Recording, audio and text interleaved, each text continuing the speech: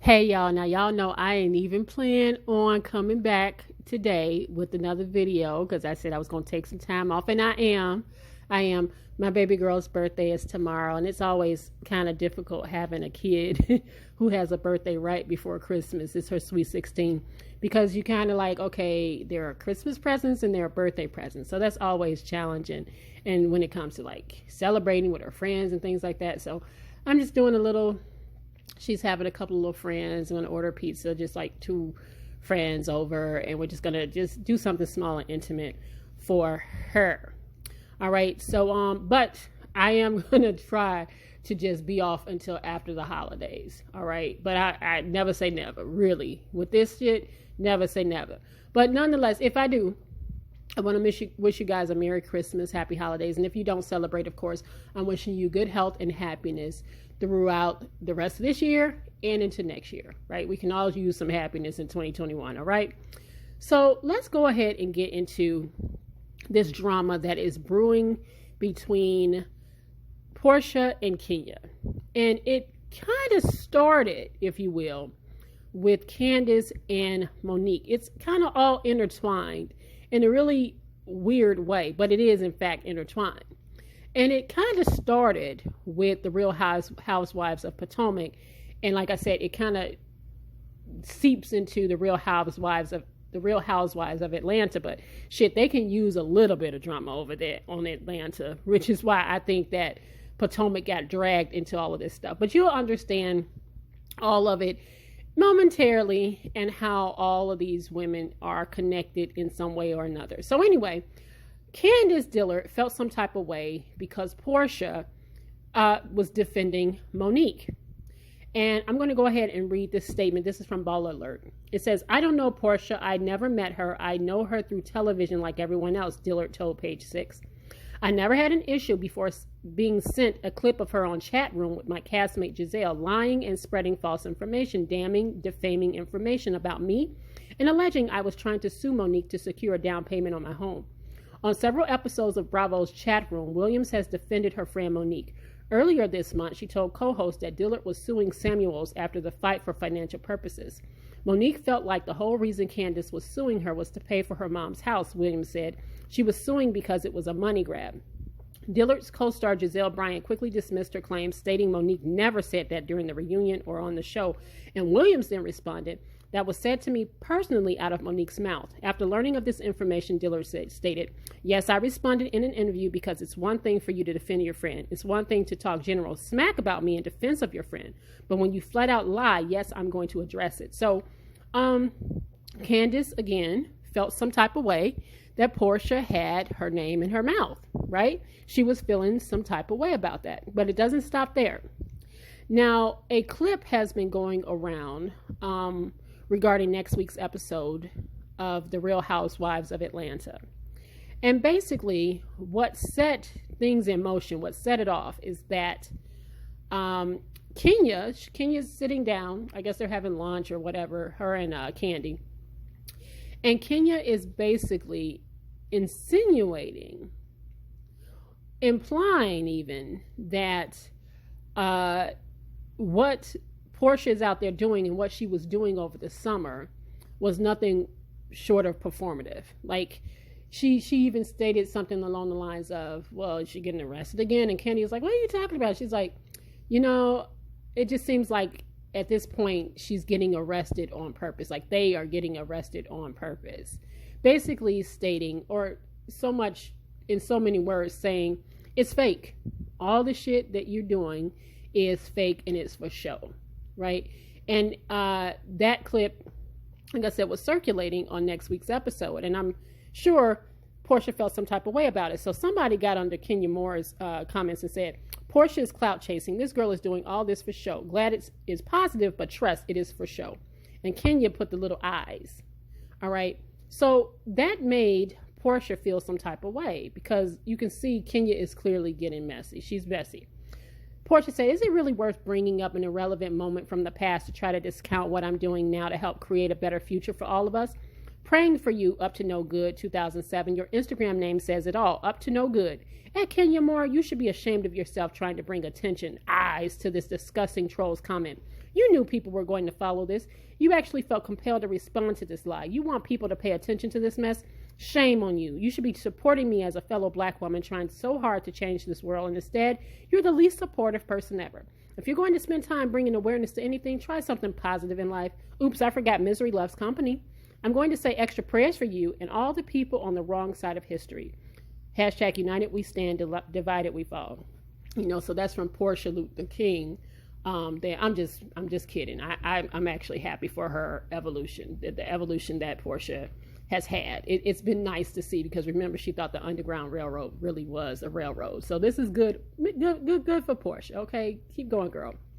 But Kenya Moore decided to respond to what Porsha was saying here, and I just want to say this is courtesy of the Jasmine brand. She says, "Over eyes, really? I support you, and I 100 support the movement and will follow real leaders, not storylines. So be real on and off camera. Real change starts with you. Let's be real apologetic to Eva Marcel, who has been a real activist before she even heard of you.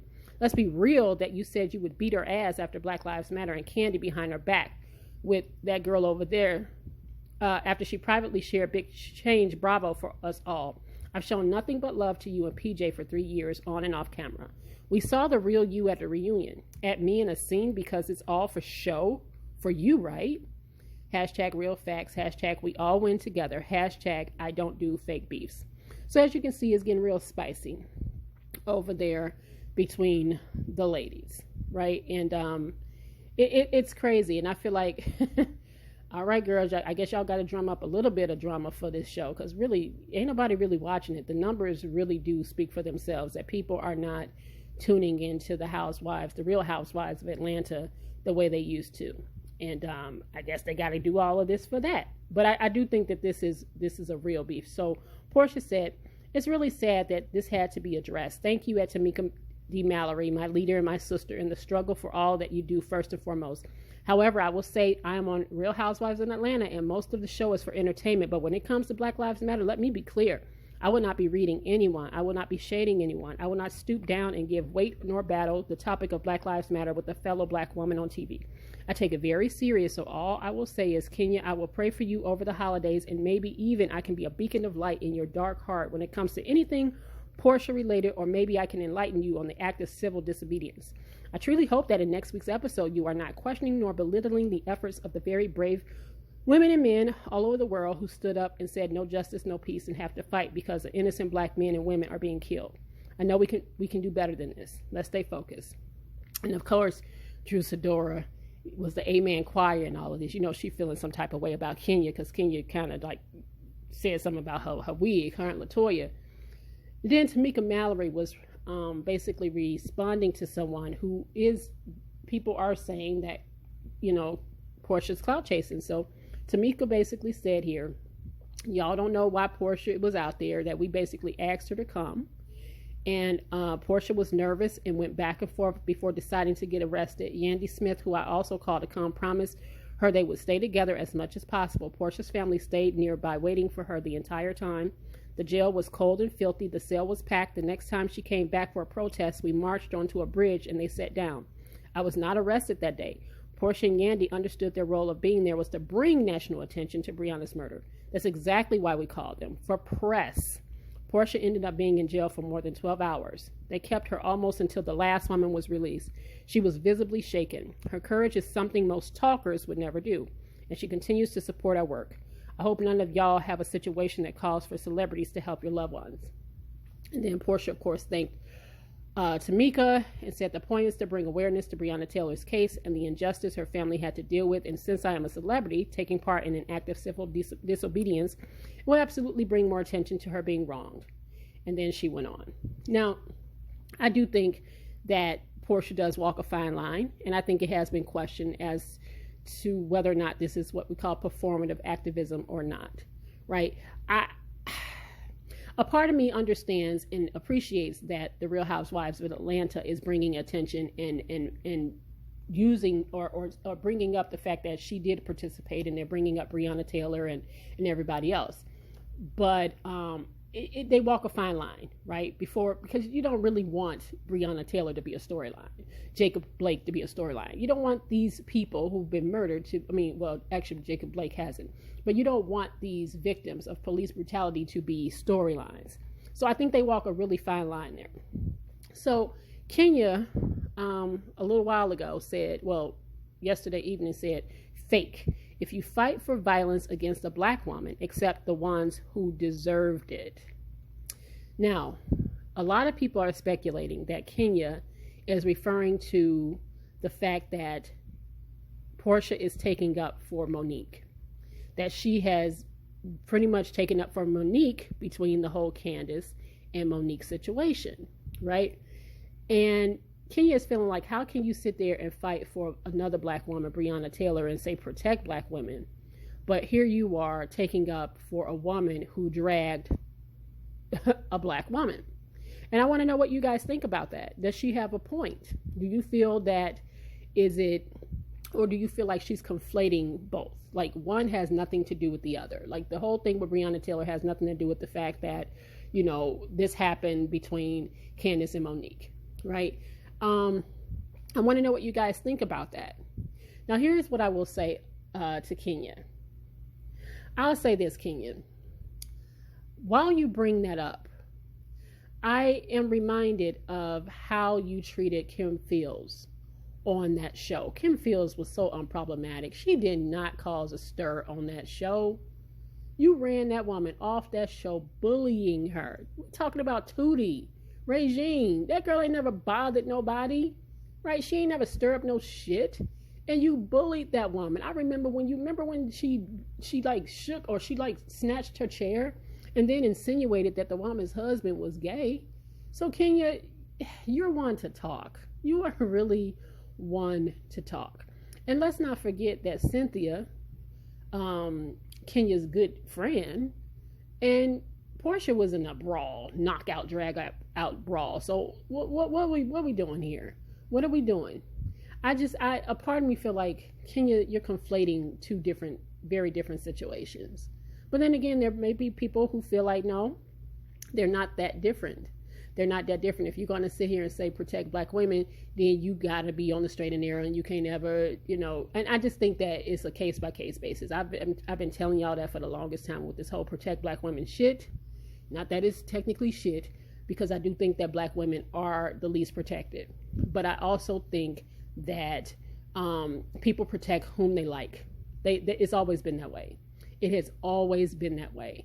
And it is very hypocritical if you say protect black women, but then you out here, coming at another black woman. It does kind of, so I think that it's a case by case basis. So I don't know, maybe Kenya is conflating two different things when it comes to Breonna Taylor and when it comes to Porsha. And again, Kenya, we got to call out your poor behavior on this show as well, because you are not off the hook. You are not. I know you still probably reeling from the fact that Porsha dragged you and took that scepter out your hand and stuff like that. And I can understand that. But I don't necessarily think that what Porsha is doing as far as it relates to Breonna Taylor is disingenuous, but they also stated that they did pull like a Porsha and Yandy in for press, because they knew that it would get more attention if these women were involved. That's why I say they walk a fine line, because it looks a little performative. But I do think that Porsha is evolving, and I think she's learned a lot during this. I absolutely think she's learned a lot during this. But what do you guys think about that? Do you think that Kenya is conflating the whole situation with Breonna Taylor and what Porsha is doing by defending Monique? Or do you think, enough? Or do you, or do you think that you agree with her? I don't know. Let me know in the comments below, and like, share, comment, and subscribe, and I will see you guys probably after the holidays, but I ain't making no promises. I might be back later this afternoon, y'all. Take care, and see you on the next video. Bye.